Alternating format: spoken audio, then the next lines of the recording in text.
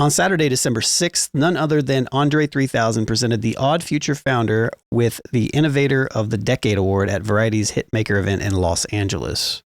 That person being Tyler, the Creator. While presenting the distinguished trophy, Three Stacks praised Tyler's legacy and contributions over the last 10 plus years as a true artist who remains dedicated to pursuing his creativity and pushing the envelope. So we have a little video here of Andre Benjamin talking, and then I have a couple questions we'll pose about this. When you're in the zone, years can go by quickly because the next project is always the most important. Innovate yourself. I've had the pleasure of Tyler reaching out to me on a number of occasions and saying, hey, swing through, man. I want to play you the new album I'm working on. We'll ride around or sit in the driveway or in his living room and we'll just listen.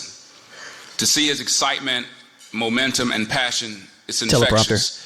It's easy to see that he cares about what he's doing and that innovating himself is a constant. See, I have this theory, or hypothesis, whatever you want to call it, that all of the songs, films, and pieces of artwork, etc., are already out there, just a few feet above us all, and it only takes the person that consistently cares the most about them to jump up and receive them. In an era dominated by social media, metrics, and metaverse hype, how much value do young creatives place on props from the elders, do you think? None. No? Okay, there are a few. I can't say none because here's Tyler, getting his props from Andre 3000. But I mean, there's just such a youth push in hip hop right now, and there's no problem with that because honestly, that's what keeps the culture moving. But I think there's always just been this disconnect where it's like, oh, if the RZA came and said, "Hey man, I don't even want to use anybody's name because someone could see it as a slight. I like what you're doing." They wouldn't even know who the RZA is or what his contribution is. I think that disconnect, that's where the problem comes in a lot of times, because even if I'm someone who has sold a lot of records, have all these accolades, including the Grammys and the money, the things that you're aspiring to, because you can't connect with what I've done artistically in the past, what you have to say about what I've done doesn't mean what it should. I think there are people like Tyler who do have that appreciation for what someone like Andre 3000 done going back into the 90s. I think there are certain artists, I don't want to mention any of them because I could be wrong. Once again, not to slight or not to give anybody too many props, but I think once again, I do see so much of a youth movement right now who are really locked into their, vibe, quote unquote, that they almost don't want to be interrupted by the people who've accomplished things before them. I could be wrong, but that's just what I feel like I see. Yeah, I think it kind of depends, man, because a lot of these artists always lean back to somebody that they looked up to at some point, I feel like, and got them interested in the game itself.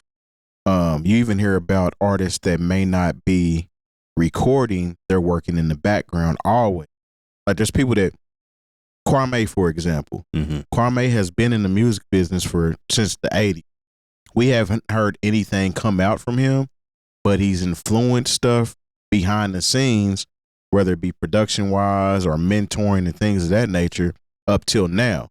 So I think when you look at it in a lens of somebody that has to be in the forefront or like one of the main artists, and you got somebody that's coming up that doesn't really care about the game, and that's another talking point, because you have people that don't really care about rapping. They just want to get popular and famous and use, all of these apps and platforms to catapult themselves to something else. And when you talk about that type of artist, yeah, they might not hold another rapper to a higher regard versus somebody that's an artist, like a Tyler, the Creator, who is wanting to get the ear of Andre 3000. I think it kind of depends on what kind of career the artist wants to have, whether they reach back to the past and some of their favorite artists in order to kind of, give them props on what they did to kind of help them get where they're at. Yeah. I think, if they looked up to that person growing up, that opinion from that artist means more than just another old head or older artist saying giving their 2 cents. Mm-hmm. Yeah.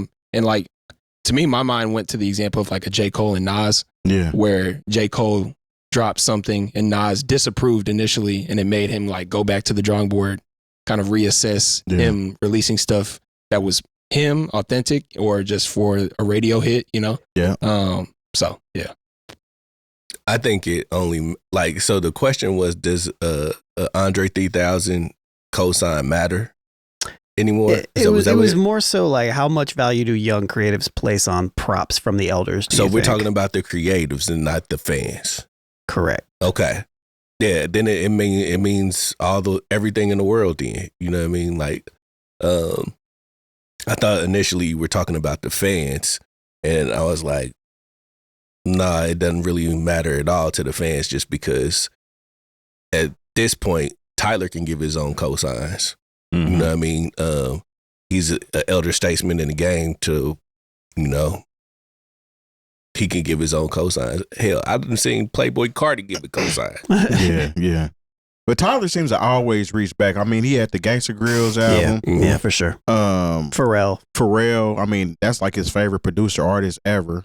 You can hear the elements in the music. That's another thing too. A lot of the artists that reach back or really studied music, you can always hear the elements of them in that artist. I mean, it's not like a bite, so to speak, but it's like you can hear that influence coming out in their music. And like you said, how J. Cole talked about Nas being his guy, and you talked about Kendrick with Tupac as his guy.